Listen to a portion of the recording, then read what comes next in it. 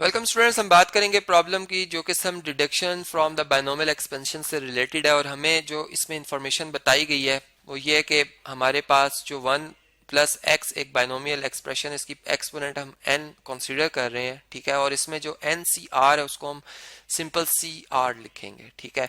और r इसमें मतलब अगर c1 लिखा जा रहा है तो c1 का मतलब हम ये लेंगे कि ये n c1 लिखा हुआ है, ठीक है। इसी तरह c2 अगर लिखा होगा तो इसे हम n c2 रीड करेंगे। और अगर इसको एक्सपैंड करना पड़े तो हम कैसे एक्सपैंड कर सकते हैं, इसे हम लिख सकते हैं n फैक्टोरियल ओवर 1 फैक्टोरियल और फिर n और 1 का डिफरेंस जो कि n-1 बनता है फैक्टोरियल आएगा। इसी तरह यहाँ पे आएगा n फैक्टोरियल ओवर 2 फैक्टोरियल और फिर n और 2 का डिफरेंस जो कि n-2 बनता है इसका फैक्टोरियल, ठीक है।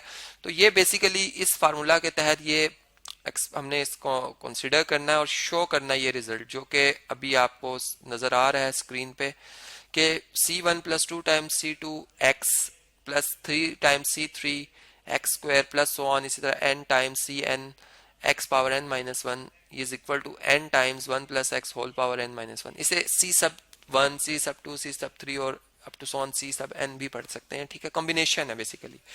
तो अब ये लेफ्ट हैंड साइड का आंसर राइट हैंड साइड के इक्वल शो करना है बेसिकली। इसमें ये हमारी लेफ्ट हैंड साइड है, ठीक है जी, ये लेफ्ट हैंड साइड है, जबकि ये हमारी क्या है, राइट हैंड साइड है, ठीक है जी। तो हम कंसीडर करते हैं, कंसीडर कर लेते हैं अपनी लेफ्ट हैंड साइड, ठीक है। तो लेफ्ट हैंड साइड, हमारी लेफ्ट हैंड साइड क्या आ रही है जी, इसको हम कॉपी करते हैं यहाँ से। चलें जी, इसने कॉपी किया और ये मैंने यहाँ पे लिख दिया, ठीक है। ये हमारी लेफ्ट हैंड साइड आ गई। चलें इधर लिखते हैं इसे। अब इसे एक्सपैंड करते हैं और देखते हैं कि इसका जवाब राइट हैंड साइड के इक्वल आता है या नहीं, ठीक है जी। Left hand side equal to, अच्छा जी, c1 की जगह हम क्या लिख सकते हैं, जैसे मैंने अभी बताया कि इसे आप nc1 लिख सकते हैं, ठीक है। ये 2 टाइम्स nc2 x आ जाएगा, ठीक है, plus 3 time nc3 x square, ठीक है, प्लस सो ऑन, और यहाँ पे n टाइम ncn और इसके साथ x की पावर n-1 आ जाएगी, ठीक है। चलें जी, ये क्लियर होगी बात आपको। अब इससे नेक्स्ट जो है, अगर हम इसको मजीद सॉल्व करें तो इसको ओपन करें अगर, तो ये हमारे पास अभी मैंने फार्मूलाज लिखे थे आपसे शेयर में कर रहा था। चलो इनको स्क्रीन पे रखते हैं हम सामने, ये है। अब देखें ये क्या बनेगा, n फैक्टोरियल 1 फैक्टोरियल और n-1 फैक्टोरियल, ठीक है। इसी तरह ये 2 टाइम्स x आएगा और यहाँ पे क्या आ जाएगा, n फैक्टोरियल 2 फैक्टोरियल और n-2 फैक्टोरियल, ठीक है। प्लस इसी तरह यहाँ पे 3x स्क्वायर आएगा, n फैक्टोरियल ओवर 3 फैक्टोरियल और n-3 फैक्टोरियल, ठीक है।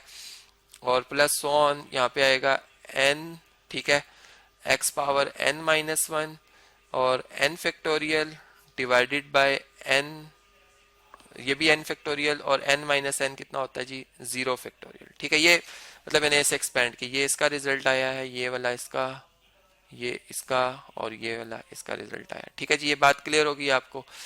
अब हम देखें अगर इसको और मजीद सॉल्व करें तो चूंकि जो रिजल्ट हम शो करना चाह रहे हैं उसमें जो एक्सपोनेंट है वो n-1 है, और जब मैं कॉम्बिनेशन लूंगा तो उसमें जो मेरे बाइनोमियल कोफिशिएंट्स बनेंगे वो तमाम के तमाम n-1 c0 होना चाहिए, n-1 c1 होना चाहिए, n-1 c2 होना चाहिए, मतलब इस तरह के कोफिशिएंट्स आएंगे जो कि हमें इनको, जो कि यहाँ पे हम लिख रहे हैं, ये इसमें जो एक्सपोनेंट शो हो रही है वो n हो रही है, ठीक है। अब मैं इस n फैक्टोरियल को ओपन कर लेता हूँ, ठीक है। इसे मैं ओपन करूँ तो ये इससे मैं लिख सकता हूँ n इंटू n-1, ठीक है, फैक्टोरियल, और divided by 1 factorial. 1 factorial basically 1 के इक्वल है, जिससे हम 0 फैक्टोरियल कह सकते हैं, ठीक है, जिससे 0 फैक्टोरियल भी 1 ही के इक्वल होता है, और n-1 फैक्टोरियल, ठीक है, ये हम लिख लेंगे।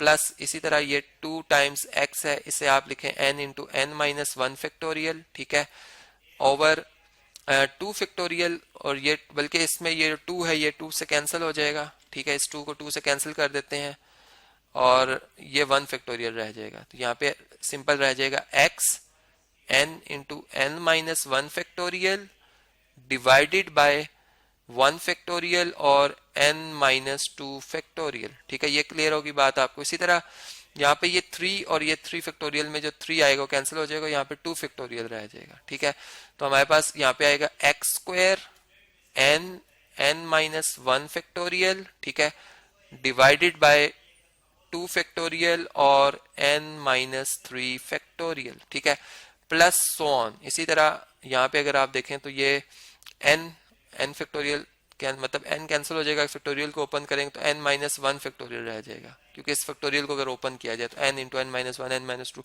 तो मैंने n into N minus 1 factorial लिखा। ठीक है, तो यहाँ पे एक तो x की पावर n माइनस 1 आ रही है, ठीक है, इस n को आप लिख सकते हैं n into N minus 1 factorial, और इसको भी आप लिख सकते हैं n माइनस 1 फैक्टोरियल और 0 फैक्टोरियल, जो कि ऑलरेडी ही लिखा हुआ था। ठीक है, तो अब देखें ये n जो है जिसको मैं रेड मार्क कर रहा हूँ, ये n, ये इन सारों में कॉमन है, मतलब इस तमाम टर्म्स को आप n से डिवाइड कर सकते हैं, सो ऑन जितनी भी ये टर्म्स आ रही हैं। ठीक है, ये टर्म्स अगर n माइनस 1 एक्सपोनेंट है तो ये n टर्म्स आ रही हैं, मैं ये तमाम में से n कॉमन ले लूंगा। ठीक है, मेरे पास यहाँ पे क्या रह जाएगा n माइनस 1।